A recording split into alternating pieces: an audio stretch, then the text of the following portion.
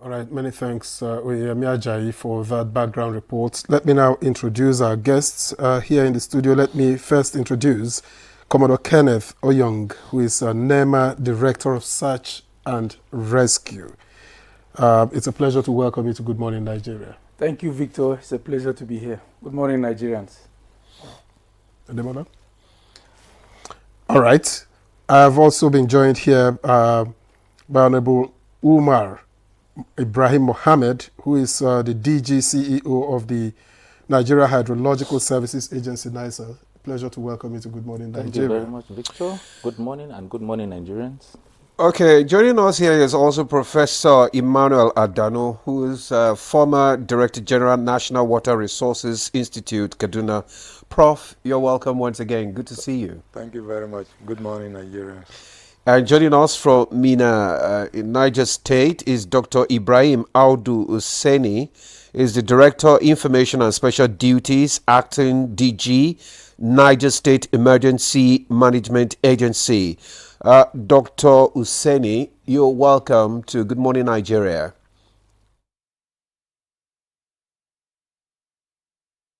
Good morning. Good morning, Nigerians. Let's hear from you. I mean, briefly, we understand that the recovery effort is still ongoing. Can you just give us an update of how far this is?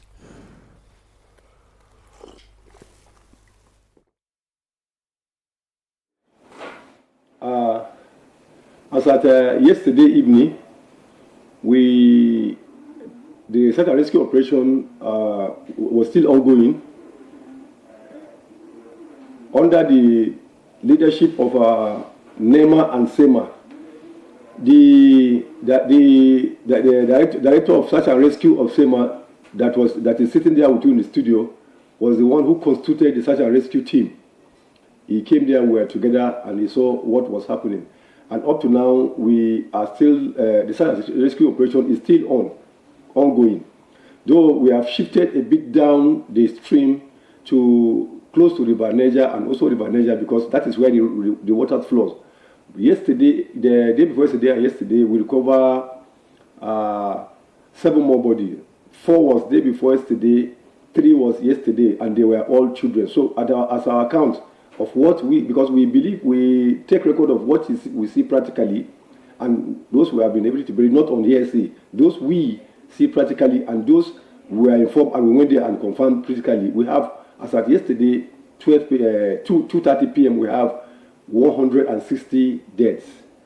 The Minister of Works was there yesterday to inspect the damaged road and also how they are going to put it in place. Though before then, the state government was there. DG NEMA came along with the Director of Search and Rescue Operation there, that's sitting there with you. And then all other stakeholders, we have the MIO, the IOM, the Red Cross, the security officers, and also the director there was able to mobilize the army to give us a backing. Now we have engaged the service of the locals who are much familiar with that environment, most especially the boat owners and also the local dabbers. These new foundings were from them. These people that were found yesterday, we have to dug some of them from the ground because they were covered by debris. So the search and rescue operation is still ongoing. And two camps have been set up, and also the relief assistance is also being given to them gradually. Because as the first instance, NEMA brought, they responded immediately the next day with a relief assistance, which was handed over by the DG itself that was on ground, and with alongside our directors, the deputy governor was also on ground, and since then, the influence of relief assistance and also the search and rescue operation, including managing of this camp. UNICEF was also invited, and that is what is on ground now. Dr. Useni, thank you very much, but I would like to stay with you. In the past, the last few days, we've seen several figures in the media space.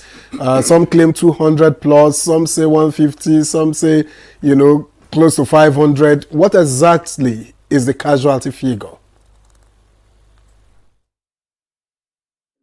The casualty figure of the death we have is 160. This is in consonance with all the stakeholders that are there, the response agencies that are there.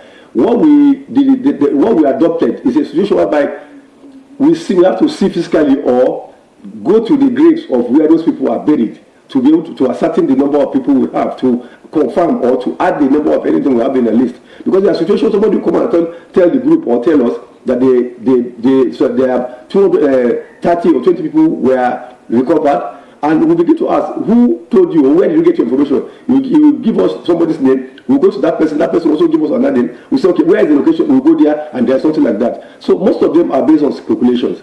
So the one we give was the one agreed by international standard or by the operations, the code of operations that we have agreed upon there by all the response agency, that we should work on what we can see physically or those we can go and confirm. Even yesterday when they told us that some people were buried, we have to go there. They told us that 5 people were buried, so we have to go there and verify it. Those that they got in the morning was Seriki Hausawa was there, and we collaborated with him. We went there, and the money was given to them to this thing. And the other ones that was later got in the afternoon, the 2 dead bodies. We have the picture, the video, including where they were digging them up. So we have to accept that. So people begin to, because of this social media now, everybody is a journalist, and some people report from sentimental angle, just to draw sympathy or just to magnify this, or maybe to get more followers.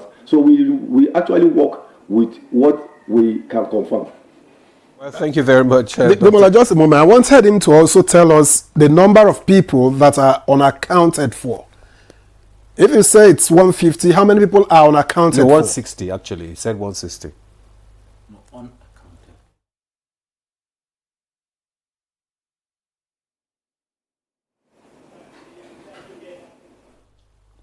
Anyway, let's come back to the studio maybe later. Okay. Actually, he said 160 death has been recorded. Maybe Commodore would just you are the director of NEMA, Search and Rescue. Can you just give us a brief of what actually happened? Okay, thank you very much, Nigerians, and again I greet everyone in the studio. I want to start by condoning the people of Niger State over this very unfortunate disaster that befell them, particularly the people of Mokwa. We pray for the repose of the souls of who died. We also pray for God to grant their families the fortitude to bear the loss. Now, the flood, of course, that occurred in Mokwa, it's a flash flood.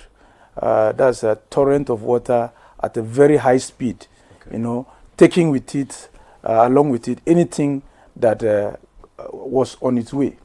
You said flash flood. Flash flood is supposed to be not that heavy or something. Flash flood is a kind of flood that occurs usually within 6 hours or so of, intense rainfall, and of course because of the nature of the terrain of the ground, which is sloping. Okay. So of course the water goes on a very high speed, and that was what we saw there.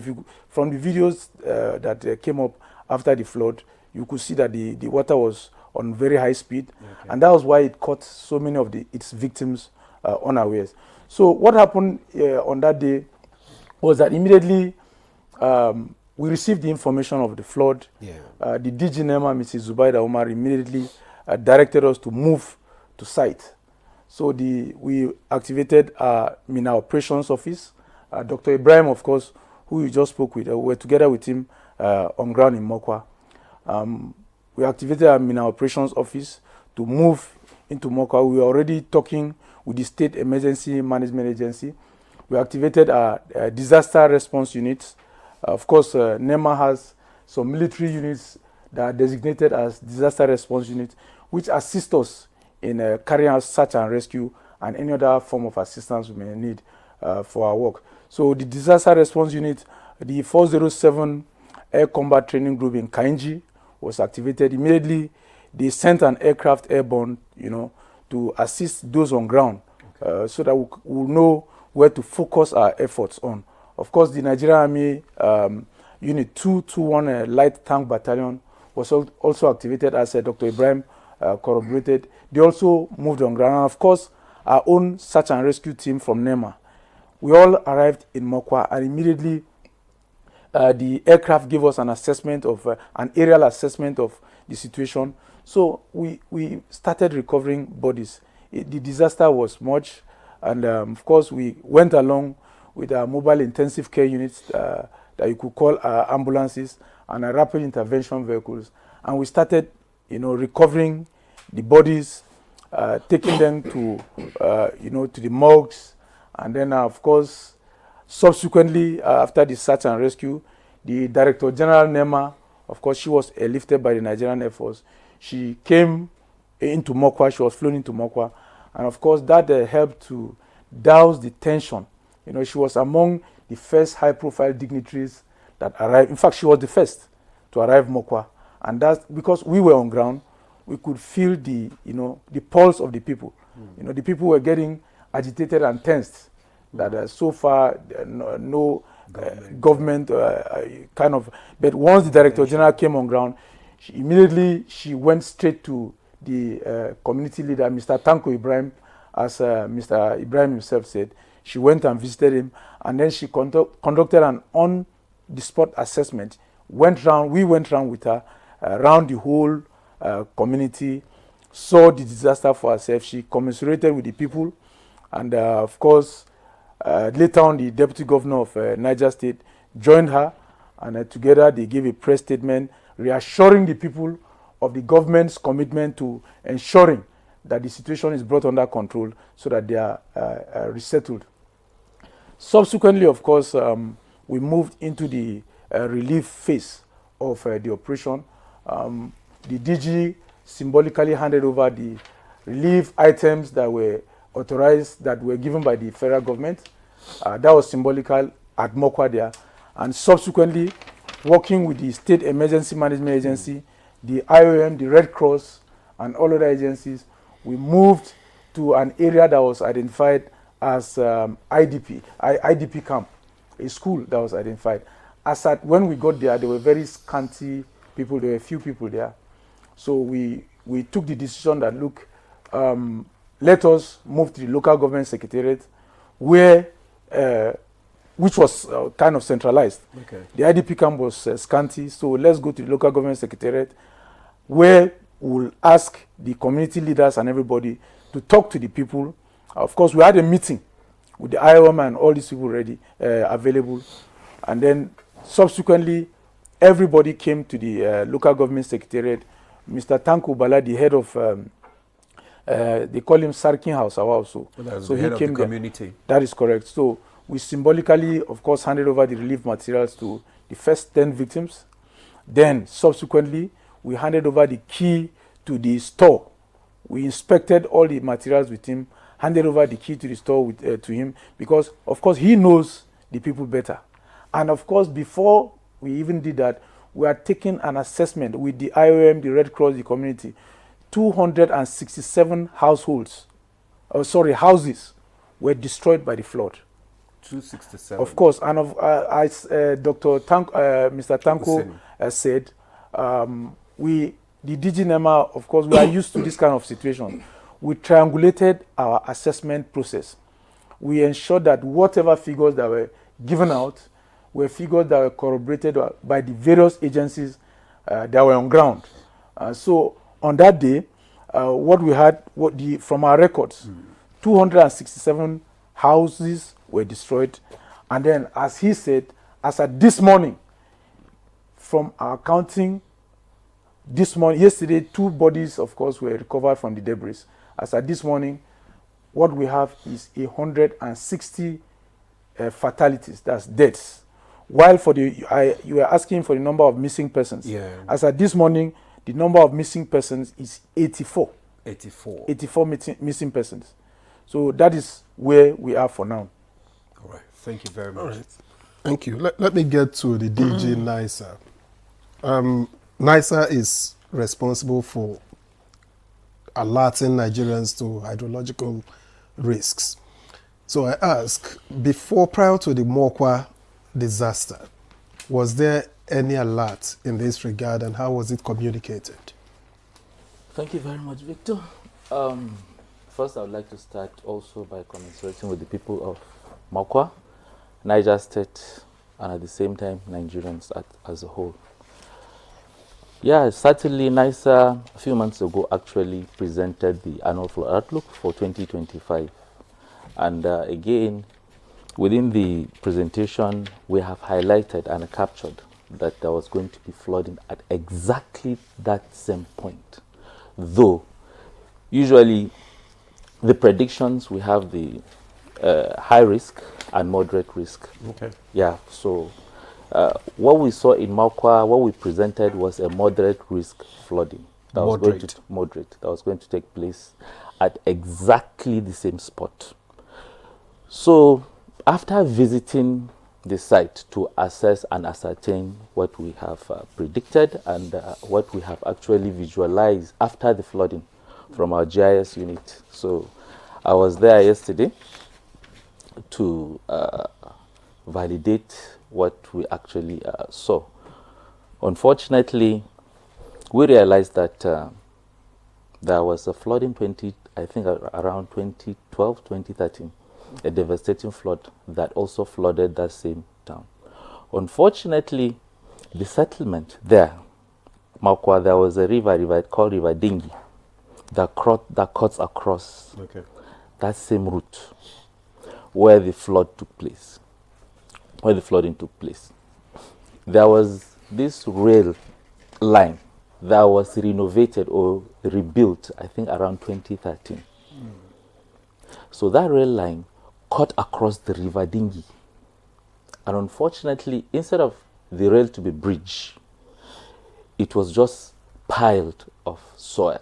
They piled soil and put the rail on top of it. And now over the years, the water that has been piling up upstream has been eaten up, making the soil to lose its strength. Over the years, that water has been piling up. So that was why in our prediction, we noticed it's supposed to be a moderate flooding, because it's a normal thing. That River Dingi upstream is a water catchment area with a lot of farming activities. So that River Dingi actually is a tributary that conveys that water within the water catchment upstream of Mokwa down to River Niger. So, but unfortunately, it was cut off with by this rail line rail line embankment, creating a mini dam, an earth dam to be exact. So now this water actually over the years had been making the soil to lose its strength, and this year the embankment got broken, and that was why the flooding got so hard. The velocity was, and unfortunately, over the years when the embankment was built, there was no water rushing down the stream to River Niger. So people thought it was all safe. People assume that that place, the river is no longer existing. It has died. So people now immediately took over the place and settled there and built their houses on the River Dengi itself. So what happened at Mokwa now is the river taking back its own route. So that was exactly what I noticed, what I saw yesterday at Mokwa. It's an unfortunate incident. It's unfortunate. And at the same time, I've been trying to dig out historical situation over the years. Now, I was even told that the former chief, I think the chief died, he knew that place very well. He knew the situation, the scenario. So he did not allow anybody to go and put up any structure there. Even after putting up the embankment structure, the railway embankment structure, he refused to allow anybody to settle there. If anybody goes there to put up a building, he goes and destroy the foundation and disallow them to settle, to create any settlement there.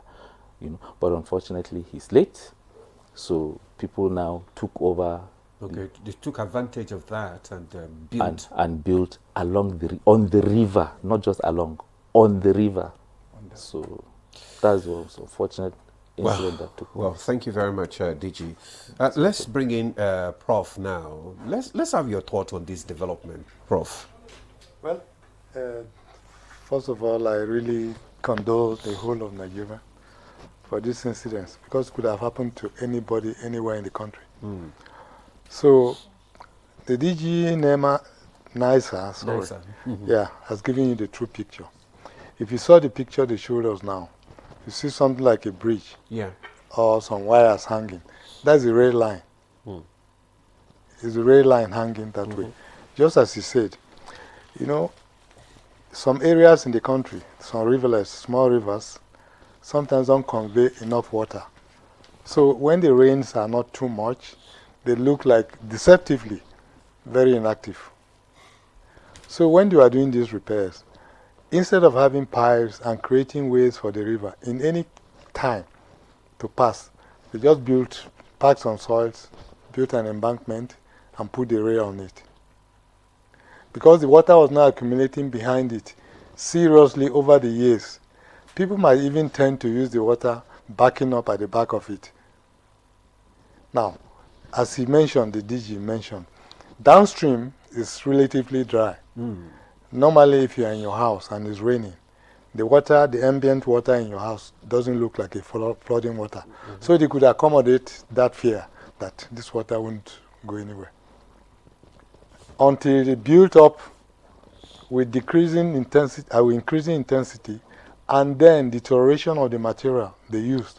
Because if you see the picture, it was not even compacted very well. The materials were not consistent with the kind of structure that should hold such a rail. So when it got deteriorated and the water was building with high rainfall, as the director of search and rescue said, flash flood. Well, this particular case was a momentum derived from an impounded water, you know, and anything it takes in front of it becomes a load. And that's the load that went down. And incidentally, it was also muddy at the time. So we had very muddy waters going down, picking anything in front of it. And the people who had resided down there, it happened. Now, we have to be warned. This is not the height of rainfall. That is the question. Now, it's not the height of rainfall. When we had a committee that looked at preventing or mitigating the effect of flooding in Nigeria, we also contemplated a situation where in the dry season there is flooding. That is improper operation of a dam or a dam breaking, because at that time people settle in the areas even if it's temporary because they know rains are not going to come. So it could pick there. So we also contemplated that and we included in our report situations like this. Now what will happen? This environment is still not safe. Rainfall is going to increase. So now we have seen the disaster. People might not settle there anymore because the rains are coming out straight. There's nothing backing it up behind. So that's something that... the other thing is this. Was it avoidable? One would say it is avoidable. If they had constructed this rail line on piers or bridges, the water would still be flowing through Dingy River and going. But when you block a water path, first of all, it will back up behind that structure and may extend beyond the valley configuration. It might extend. Now, if it breaks, you see all that water will come through a narrow path. And when it narrows up, the the height increases. Then when it spreads, when it goes down, now it picks anything that goes. Why didn't they do that? Because in our report, we also talked about the code for those who do construction. Code of practice. What do you do in situations like that? Were they not supervised properly? Did they not study the hydrology of the environment for them to do that? If they did, why didn't they realize that such a thing can happen. Then, why do you have to build in floodplains? The DG, NASA is telling us that the chief then, because I heard this story too, prevented people from building downstream there. But when he died, it was all, okay, the man, yes, he don't go, so, you know. But they didn't know that I was trying to protect the environment. Then why do we always build in floodplains? When a thing is mentioned, like floodplain, it means the plain belongs to flood. A riverbed, river valley, it belongs to the river. So, please, if you intend to reside there, try to study the character of the river. If you want to withstand it, you want to carry the water problem, okay, but study it first and know what might happen when you reside there. So, was it avoidable? So, for us now, we're talking of the disaster. But could you have even prevented this disaster or reduced the effect? And it happened through construction. So that's the way I'm looking at it. But now that you're talking about prevention, I'm just wondering, from your experience, what are the low-cost, high-impact, strategies that could be implemented at the community level, especially in flood-prone areas, to ensure that we don't have a recurrence, and even if we do, it won't be at this of this magnitude? Thank you very much. We had a report some time ago. Incidentally, I was the chairman of the technical working group. We had about 10 different strategies, and each strategy had key interventions, and then responsible organizations that should take this, then the timeline, and as well as the costing. We have it. We presented it to this. Now, in that committee, the military was represented. We had the Air Force, we had the Navy, and we had the Army, fully represented. And they were very consistent in attending it and making. Now, I asked a question. Do you have a rapid response unit? They say yes. Now, is any one of them trained on flooding? They say no. Not specifically flooding. So it's okay. Come up with something, so they can do drills in communities, living environments that are flood prone. It doesn't matter the level of the flood. So let's have some drills. So the military took it and they gave us a list of the items they needed. Okay. We said, okay. So in the dry season, if people are in floodplains, just as you asked, just do some drilling, because you can't stop flood completely. So, and then sensitize them. If it's necessary to have sandbags everywhere in such environments, pile these things up so that anytime the rain is coming, they have already identified the path, they can direct some of these things. We have them all included in our report. That is for just small flood. For bigger flood, we also have interventions. You want to say something? Yes, I would like to add to what Prof just said. In fact, sir, what you have said really makes me very happy, because in NEMA, right now as I speak, the DG has approved the conduct of simulation exercises on flood. Yes. NISA has given us the annual flood outlook. All communities that are going to be affected by flood this year, depending on the intensity of the flood, have been given to us. As I speak, the Department of Disaster Risk Management in NEMA is in the field. The director himself, as I speak, is not in Abuja right now. They are out there in these communities, what we call it downscaling, sensitizing up to communities, families, individuals, telling them what actions they should take, what they should start doing. The problem we have in this part of the world is that most of the regulatory agencies that are supposed to stop people from building along floodplains, I think apart from Abuja, FCT, that you see the minister demolishing houses that are floodplains, and Lagos, I don't see states doing this this kind of, taking these measures. Do you work Of with, course, with states? Sir, we write to every state that NISA sends, communities in their locality that will be affected. The DG NEMA writes to the state governors, telling them, look, this is what you are expecting in your state. This is what your community do. Subsequently, the Department of Disaster Risk Reduction goes to these communities and tells them, look, leave these places.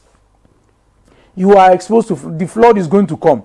And like they say, disaster is a circle. It happens year in, year out. The problem is that we most times, once it happens, people don't die, or maybe a number of people, the next year, the people go back there because the regulatory agencies are not doing enough to stop them from going back there. Right now, sir, as you said, NEMA is planning for simulation exercise this month. In fact, we are planning 2. One in the northern part of the country, that's in Kano. We are planning a flood that could occur as a result of the dam burst. Talking about the Tiga Dam and one other dam over there. While in the south, we are planning for Ogbaru community in Anambra State. That one is going to take place in July. So we put all these things into consideration, just like Prof has said. We go into these communities, practice flood drills with them, tell them what to do in the eventuality of floods. But, like I said, the states sincerely need to do more. Apart from FCT and Lagos that are enforcing and ensuring that, development does not encroach into the areas, the floodplains. Most states are not doing all this. Yes. All right, let me get back to DG NISA. Now, with most of our major dams releasing water periodically, maybe annually and all that, how do you balance, the release of this water with safety measures in those areas? All right, thank you very much. Just like what happened last year with Lagdo Dam. And I believe last year, River Benue was moderately safe. We've not had there is a flash flood. There are dam releases or river overflow flood when the rivers can no longer take the volume. When the volume is more than what the river can take, there's also another flood in there. So the dams actually, the one in Lagdo last year, we started the discussion much early. Just like now we have started even discussing. We'll be informing them of the river water level, Benue river water level. And we do the same thing with also Kaenji and what's the other name of the river? The dam, Jeba. We also do the same thing. Now, we know the water level in the dams. So they inform us of the water level in dams if it's going high, and we'll inform them the water level in the rivers. So if the water level in the dam goes higher, is going higher, then we monitor the water level within the river. So we tell them to start releasing in a moderate volume, such that the river will not get overfilled. In other words, you always know when we they are going to be we releases. manage the releases. We started that last year, with Lagdo, and at the same time Kaenji and Jeba. And we're continuing to do that this year. So now actually we usually just start much early instead of waiting for until the dam gets filled up. Then it becomes an emergency. The dam has to release water to avoid any unfortunate incidents. So we start to release moderately, much earlier, to provide for intake, of whatever the rainy season might bring. So that it never gets full. That it never gets full. Yeah. So that is what we do. You said that this. Oh, okay. You wanted to add something. To collaborate a bit. Now he gave example of 3 dams actively. 2 of them are dams that produce hydropower. So sometimes the people who operate the hydropower also try to see how they can moderate the flow to their benefit. But they also monitor that, and they can also advise them on the effect of that. Now, every dam constructed normally should have an operating system. Protocol. Operating protocol. So, And it is based on the hydrology of the environment. Yeah. So each time, the structure is such that when the water flows, the river is high and all this, there's a spillway that water can just spill over.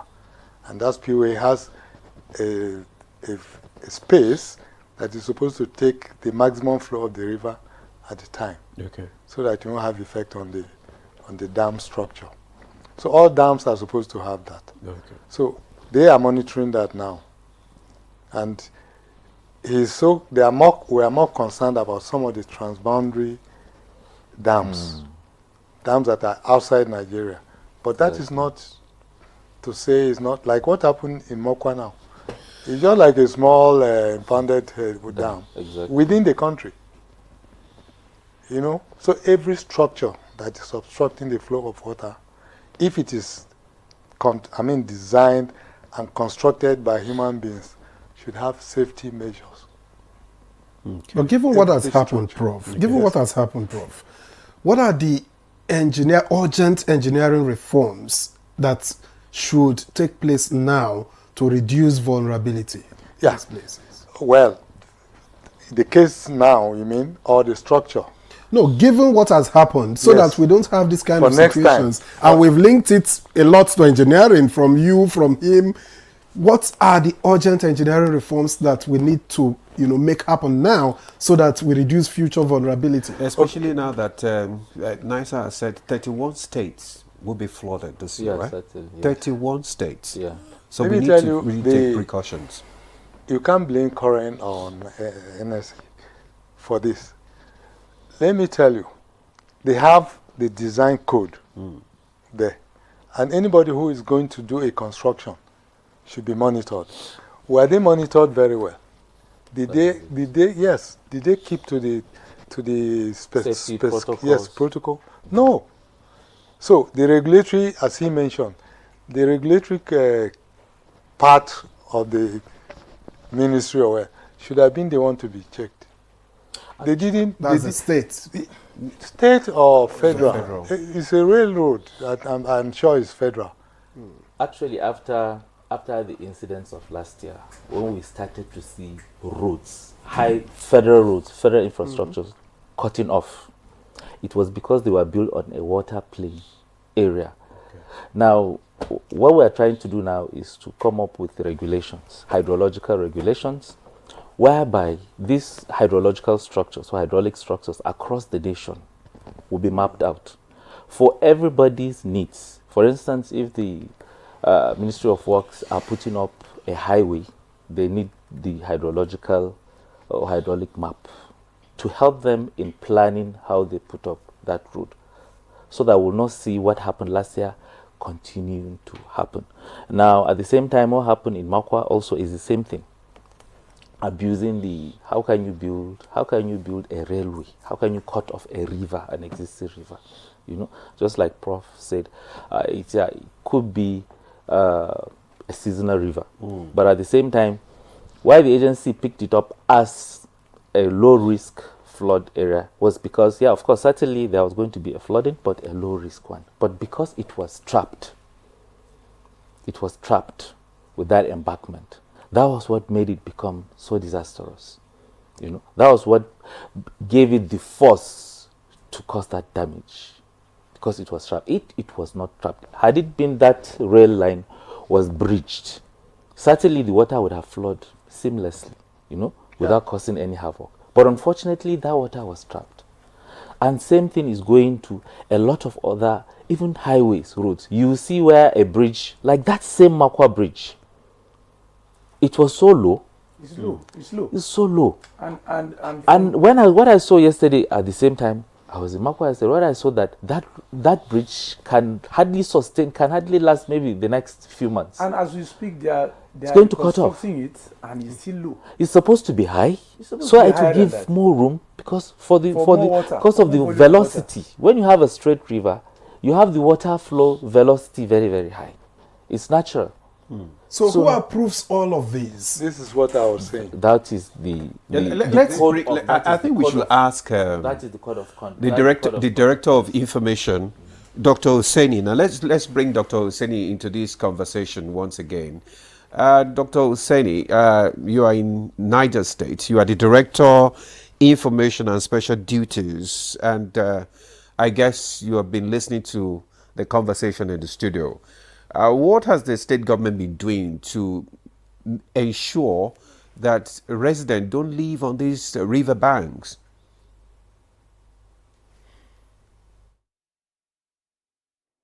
Thank you very much. As a director of search and rescue, Nema said, year in, year out, we do attend the NAMIET meeting and also NISA to get their predictions. And then NEMA will write to the state government as regard the implications of the predictions and what we should do. As soon as the governor had received that, it was minuted down to us, and all the recommendation there were we were told to implement the recommendation as a coordinating agency to implement all the recommendation with alongside our stakeholders. As at yesterday, stakeholders engagement for the state was also done. Last week, alongside NEMA, we were in a community downscaling the information, the flood campaign. When we have this information, and we have to leave around 8 a.m. to 8 p.m. to Mokwa. We arrived Mokwa around 3 a.m. The road was blocked, so we have to park our vehicles and train because there was no distance. So the campaigns are going. We have been. The state government is very much aware. The governor, as you have it, is not taking the issue of this flooding very lightly, because that is why they call him farmer governor. This flooding affect yearly most of our farmers. The farmers, their houses, their farmlands are always washed away. So he came and he said, I will not flood my hand because this is my number one policy. My achievement, or my policy of moving state forward is riding land around farming. That is why he is called farmer governor. So he wants everything that will ensure that the flooding situation in the state is reduced to the barest minimum. In fact, taken away. Most importantly, those the riverine communities. So he on constant basis is in touch. What do we need to do, and what assistance do we want? What fund do we need so that it can be provided to us? So we are the scaling. We are doing compound meetings. We have all the local government. We have local government emergency committee. We have the farmers association. We have the volunteers. We have the marshals that are constantly informing us. The Ministry of Environment is also installing some gadget for early warning system in the state. So even this issue of this Mokwa, it took us unaware, because for a long period of time, Mokwa has never been flooded. That is why it took people unaware.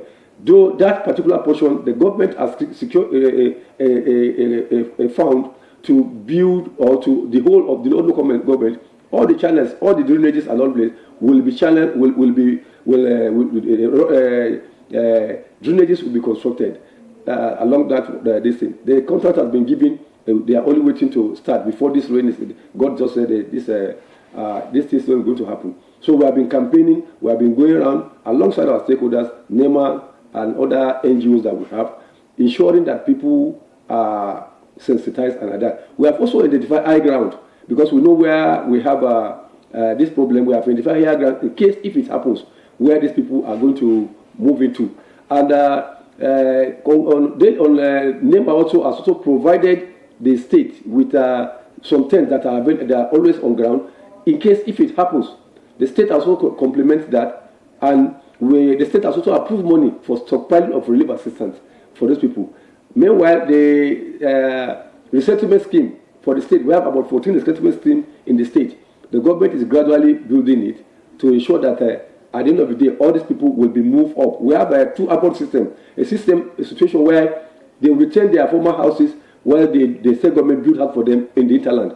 But as you are all aware, building houses or the settlement site is capital intensive, but most of them are at advanced stage. The governor has also liaised with Federal Ministry of Housing, this in Abuja, the UNDP, and NEMA too are also building houses for IDP in the state. So the governor number one priority is that's why when this thing happens, he said those are the people that produce the food that we need. Those are the people that are driving the prevailing forces behind my policy. So you must move there. We were directed that night to move to that place, and all the functionaries of the state for now they are all focusing in the state. Minister of Environment, Minister of Health, Minister of Works, every other functional person. Some few days ago, the wife of the governor was there alongside. So the attention, every functioning activities of the government is now geared toward to see how they can bring Soko and bring these people back to life. So Niger State, since inception 1976, has been witnessing flood because of our location. We have 2 dams crisscrossing the state with other tributaries, very strong tributaries. So we've been experiencing flood year in, year out. So the government does not wait for prediction of NISA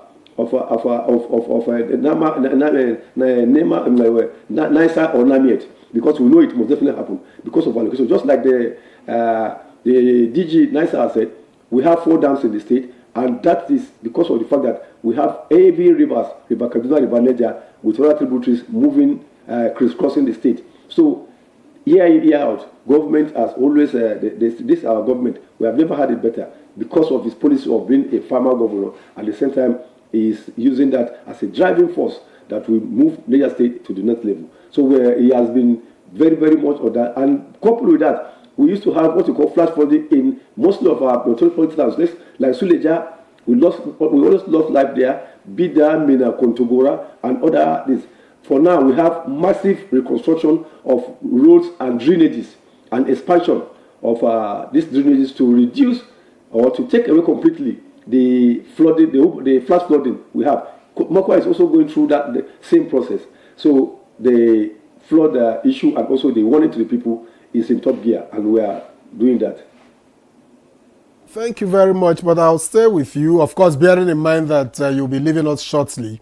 I'm glad that the state government is doing something about all of this, but is the state also vetting the constructions that take place in the state, for suitability, depending on where they are erected, whether federal or state? Is the state also checking the approvals given and supervising the constructions to ensure that you don't erect structures that become a problem to the state? Well, you see, the kind of governor we have is not a governor that gives instructions and sit at home. It took there are some few months back, he took tour of all the projects in the state, and everywhere he goes to, he sleep there and ensure and inspect this physically. And there was a time he came out to warn the contractor that I need this within so period, and he was trying to run. He was running because of what? Because of this flooding situation. So the Minister of Works, and also there is a new Niger committee in place. On daily basis, they are moving around to ensure the completion. The government is not the kind of person that gives instruction and go and stay at home.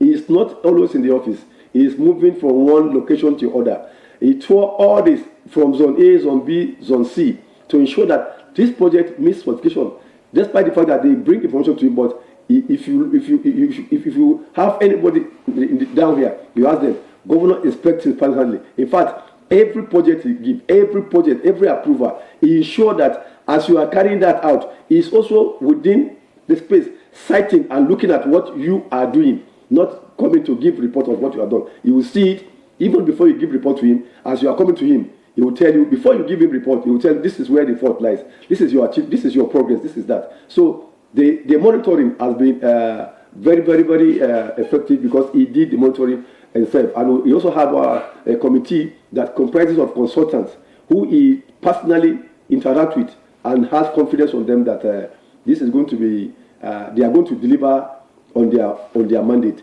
So the issue of the implementation or the follow-up or the quality of the work has been done. All the local government, they have he gave what we call 10 kilometers within the state metropolis, and then the road is building along like Bida to Bida, Kontogora to Rijio.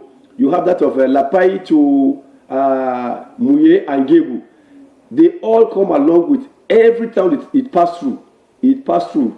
There must be construction of drainages and expansion of bridges. where there is problem, bridges are reconstructed. So all these are a way of rechanneling this water. Mina now is, the state capital is undergoing massive constructions, and he has pleaded with people to be pleased, bear with him, because the roads have been diverted, and all these are geared toward renewing and also bringing the issue of flood, the urban flood we have, into a past issue.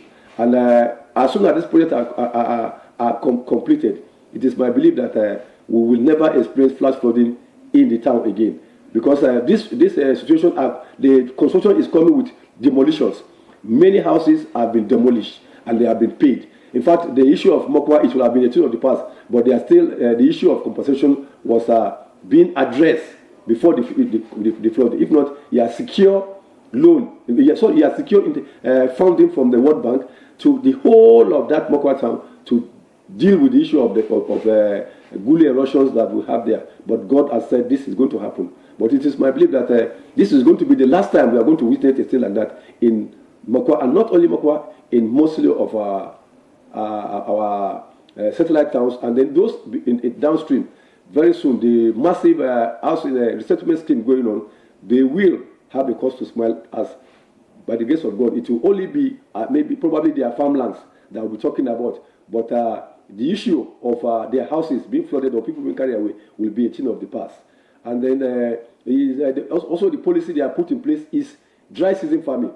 Dry season farming, where the farmers will completely stay off the river banks during the rainy seasons, and then after the rainy season, the people will go back and continue with their dry season farming. We have new Niger Foods. They are investing heavily in food productions in the state. They have thousands of hectares of land that they are doing that, and all this is to move to where people cannot farm during this rainy season and see how they can bring in mechanism. They have bought plenty tractors and mechanized farming, so that they will try to see how they can assist people and also bring it, because its interest or its policy, its target is Niger State should be able to fill the whole of Nigeria and probably extend to Africa.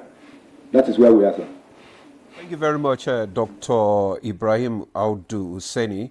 We do hope that this kind of incident will not repeat itself, especially now that we are really going into the rainy season this year. So thank you so much for coming. We have to let you go now. We gathered that you have to leave now.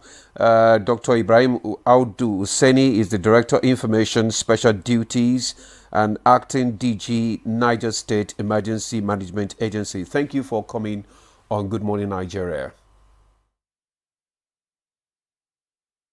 We are heading to the site because the Vice President is going to be in the site today, and we are heading towards that to receive him, because he's coming for on-the-spot assessment alongside many dignitaries, including the DG of National Orientation Agency. Thank you and good morning, Nigerians. Thank you for giving us that information. Thank you. We'll just want to inform our viewers that you can also contribute to this discussion by sending us your questions and comments via WhatsApp. The number is displayed on your screen. And when we come back, we'll be looking at the issue of response to emergencies in the country. Stay with us. Thanks for staying with us. You're still on to Good Morning Nigeria on the network service of the NTA. Our conversation is still on the Mokwa flood, and our guests are still here in the studio with us. Now, let's just bring in Commodore Oyong now. Let's look at the issue of response to emergencies, especially in this country. How do you think, we can improve response to flooding, including evacuation, relief, and rehabilitation efforts? Because a lot of times when there are emergencies like this, most times people have blamed it to the timing. The response timing is always very slow. How do we improve on it? Okay, thank you very much, Ademola. Once again, I want to use this opportunity to inform Nigerians that NEMA has a call center. And I'll use this medium to share the number of that call center. So once there is any emergency anywhere, be it fire, flood emergency, or any type building collapse, and we have been responding. And the numbers are 0800 2255 6362. Can you That repeat is the the first number one. again so that they can put it on the screen? Yes, there are two. That was just the first one. I'll repeat. Go ahead. Can you Go just over call the first one. The first again, one. so that The first one is our director can put it on the screen? yeah, the first one is 0800 2255 6362. Okay. And the second one 080 299 043 760. That's NEMA emergency numbers. Correct. Now, this call center is open 247 and it is manned by NEMA staff, trained NEMA staff. Now, what happens is once a call comes through to our call center, immediately we have our stakeholders. Stakeholders, of course, who lead. In every emergency, there is a lead agency. For instance, if we talk about flood, the lead agency for flood disasters in the country is the Nigerian, the fire service. The lead agency for issues like building collapse, of course, is the Nigerian police before we bring other stakeholders. So once a call comes in, we call the relevant stakeholders, they mobilize to site. We call other stakeholders like the federal, the Ministry of Health, the Federal Road Safety Corps. We have a lot of stakeholders.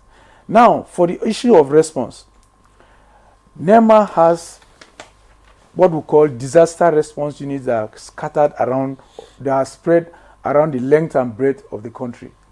We have disaster response units of the Nigerian Air Force. Like I told you, when it happened in Mokwa, we called two of them. Two of them are in Kainji, closest to Mokwa, the 407 Air Combat Training Group, and of course the 229 Light Tank Battalion. This disaster response unit, they know, they have been informed, and we're always in contact with them. That look, whenever there's any disaster, we will call upon you to deploy your resources, to deploy your manpower, and address this whatever disaster it is. So most of these units are always on alert and ready to receive any call from us and assist anybody. And in several locations, people have called our call centers on whenever there is recently we responded to a disaster, of course, along Ademola Adetokunbo Crescent. It was a fire incident in a mall. We're called, of course, immediately we were contacted. We called the fire service. They got there on time. They were able to extinguish the fire. And the victim of the fire, a lady who jumped from first floor, she was evacuated immediately to, I think, Gwarimpa General Hospital or so.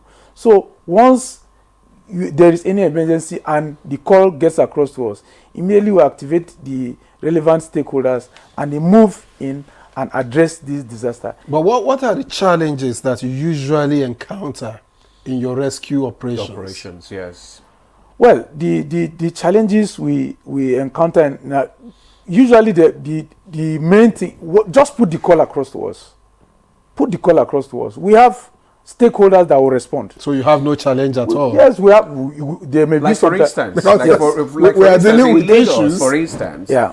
where we've had cases where they had fire incidents, especially in this thickly populated area in the Lagos Island. Yeah. And for the rescue vehicles to get into that scene becomes difficult because of the terrain and, the barricades and all that. That's kind of the Yes. question is asking. Do you have, Thank you very hindrances? much. That is the challenge. In most civilized or developed climes, you realize that if you see an ambulance,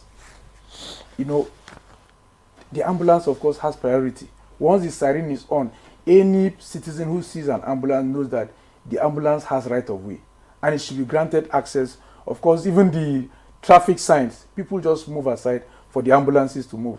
Of course, in populated areas like Lagos, Densely populated. densely populated area like Lagos, it's a problem.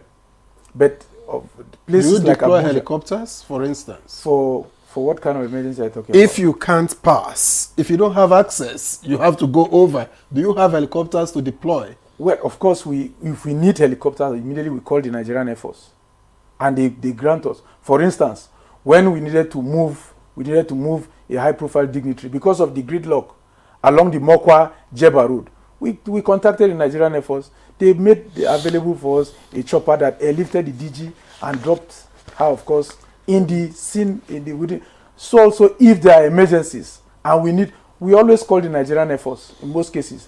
They fly over the area, give us an assessment, they help us to guide the ground response troops to the scene of the disaster, so that, of course, like you said, there are challenges. If it's a densely populated area like Lagos, and people also need to get used to the fact that, look, for emergency response vehicles should be given priority.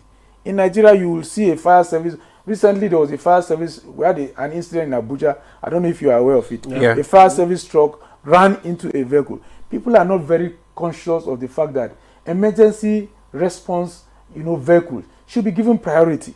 Once you hear a fire siren, as a concerned citizen, immediately you should pull your vehicle apart, pull it by the side of the road, and give the response vehicle, the response team, access to the road so that they can immediately get to the scene of the incident and address it. So these are part of the things that I want to use this medium to enlighten Nigerians. Please, let us brace up to these realities. Let us imbibe this culture, of giving priority to whom priority is due. It will help us to save a lot of lives if we imbibe this, this culture. I guess maybe one of the challenges that we have is that sometimes some of these vehicles are not going for emergencies, but you see the drivers blaring the horns and making noise as driving the people away. Maybe that's why you have some resistance, but that is not an excuse, actually. Definitely. Prof, yes. you wanted to add to it. We did a comprehensive write-up on this kind of, and this is one of the strategies we talked about. Yeah. Now, if you have rapid response, how many of them in the country, and how close are they? Can you write down? Yes, to the incident area. How many of them in the country, and how close are they to the incident area? Now, what we put down was this drills. One, you keep doing it in flood-prone areas. What to do before, during, and after flooding as an individual for your own security. Then structurally, government should also look at these environments and create escape routes. It may not be highway or anything. Places that people can run out very quickly and go up to a higher ground. So it should be part of the designs, because how soon? Give to the director. How soon will they arrive? They also have the handicap. So, but those who are there, they can also be training them over the years. Okay. In the dry season, now, during, before, during, and after flooding, what should be done? So that is done before they arrive. Yes, I wanted to add. So we put this into our report for them. What we should be doing all the time to sensitize people against flooding. Now, when there is a flooded house, for instance, and it's still standing, water was there for long and then water left. If you are going to dewater that house for you to go in, please don't go and just pump the water out. The building could easily collapse. So you take the water gradually out. These are things that you will do after flooding. And if you see a flooded environment, if it is 1 foot, just 1 foot, the level of water 1 foot, and you have a car, do not drive there at a speed higher than 20 kilometers per hour. These are things you tell them. Yes, I mean, because I was going to ask, do you collaborate with NOA, for instance, to educate, Nigerians on what to do in an emergency situation? Because most Nigerians don't even know how to react or to respond to emergencies. Thank you again. Like I said, we have the Department of Disaster Risk Reduction. As I speak, they are in the field. They go to marketplaces. They go to areas where we anticipate that incidences like fire or building collapse could take place. They try to downscale, teach the people. We even try to tell shop owners in market, get a fire extinguisher for your shop. We try to tell the market organizers, don't try to organize the parking, in the market in such that if there is a fire, there is exit. Because in most cases you realize that when there's an incident, it's not the fire, of course, that it is the fact that there will be stampede because a lot of people, everybody is scrambling to try to get out of the place. And we also try to organize simulation drills, to acquaint the people with what actions they should be taking, both stakeholders, organizations. Right now, like I mentioned, the simulation exercises we are planning in Kano and Anambra, the whole idea is to bring in all stakeholders, organizations, communities, families, and individuals.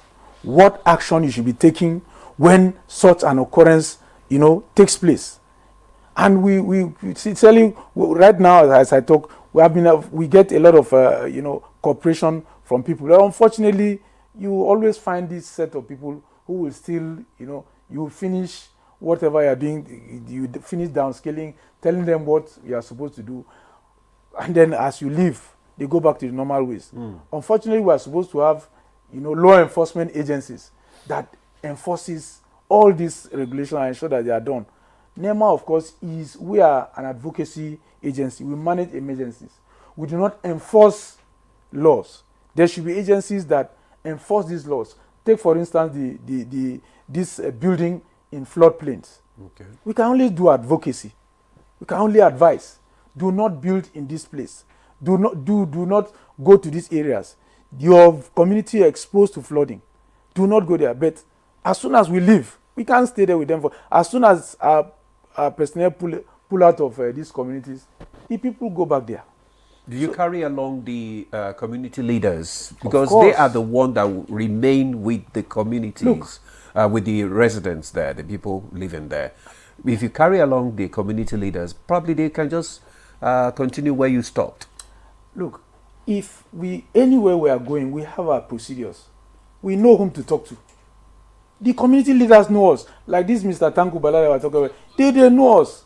We go through the community leaders. They are the ones that will give us the youths, the head of the youth, the youth group that is in that community, the head of any market. It is through them. We go through them, we talk to them.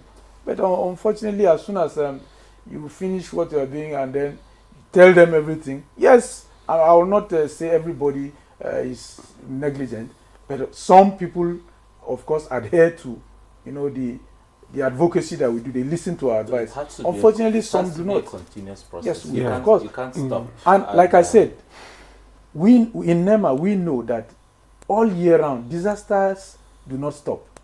In the rainy season, we expect flood. As soon as the rainy season is coming, in the dry season, we expect things like drought. The Department of Planning and Forecasting is constantly planning. What are we expecting next? What should we be doing? Sometimes the Department of Planning and Forecasting is collaborating with institutions of higher learning, trying to, look at crops that are stable foods. Commodore, just a moment. DG, yes. 31 states this year, you said, are going to experience flooding. Yes. What should we do? Because, have just 3 minutes. That was why in our presentation of 2025 Annual Flood Outlook, we came up with 3 different documents. The forecast, that is the first document. Then the communication risk. And that is what he has been talking about. How do you get this message across? How do you convince the communities that are likely to get flooded? How do they understand what you are bringing to them? How have they been doing their resilience? How have they been managing that? You put technology, innovation together with their local mitigating strategies we put together. That's what the communication risk, the second document. Now, the third document is how to mitigation and an adaptation strategy. Now, how do you mitigate this? We have various ways, like Prof said. There was a document being produced on how to go about this, even before, after the forecast. What do you do? We have the structural and non-structural adaptation measures that we could deploy into these areas. In the document, we cited that we have been trying to identify high-level areas within the at-risk locations. That is the high flood risk areas, not the moderate. We've been trying to identify. We have just about 30 seconds with you to go. Go ahead. So now, this document is actually highlighting how to create that safe corridors where you find an immediate exit that will take you to the highest level immediately. And the forecast actually at the same time, this year's forecast is impact-based. What I mean by impact-based is just like what happened in Mokwa, we have identified the same area rather than having to say, okay, the local government is going to be flooded, but where? But now it is impact-based. That is to say, if this building is going to be flooded, this year's forecast had already identified that. If a prison is going to be flooded, it has identified it. We don't have any more time. We've run out of time completely, so that I give Professor Danu just 30 seconds to round off his thoughts. Well, your final words. Okay, my final words. We are discussing a disaster now, but we also have reports, documents that can mitigate the effect of this disaster. I think we should look at these documents again very properly, because most of the things are highlighted there. NEMA comes out every year to tell us flood. We'll put it together. I think it boils down to having a lot of documents that we don't implement. Yes. But just before we go, in 30 seconds, how real is the risk of waterborne diseases in Mokwa today, and what challenges are left in 30 seconds, please? Well, as we speak, when I deployed to Mokwa, I went with me water purification tablets. I went with me water purification machine, like a machine, handheld one, which we usually take with us whenever we are deploying. But however, to round up, as you said, I just want to use this opportunity once again to from the bottom of my heart, I want the state, the town planning agencies, they should move into action. They should do more. They should stop people from building on all these floodplains. These are avoidable things. And we also want to use this medium to call on our stakeholders. Please, we will be coming to you. We appreciate the Nigerian Air Force and the Nigerian Army for what they are doing, for the assistance they've been giving us. So please, to the states, please do more and send people away. Gradually move these people out of floodplains to avoid this kind of Commodore Young, Director, Search and Rescue at the National Emergency Management Agency, we thank you very much for your time and your thoughts on Good Morning Nigeria. Thank you very much. Let me also thank Honorable Ibrahim Mohammed, DG CEO of NISA. It's been a pleasure having you on the program. Thank you very much. And Professor Emmanuel Adanu, former DG National Water Resources Institute in Kaduna. Thank you very much for coming on the program. And we also had earlier on, even though he left us, Dr. Ibrahim Audu Husseini, who is Director of Information and Special Duties, Acting DG, Niger State Emergency Management Agency. Thank you very much, gentlemen, for your contributions to the success of today's program. And that's Good Morning Nigeria. We thank you for watching. I am Victor, so we'll see you again tomorrow. And I'm Adimola Adeye. Thanks for watching. See you again tomorrow.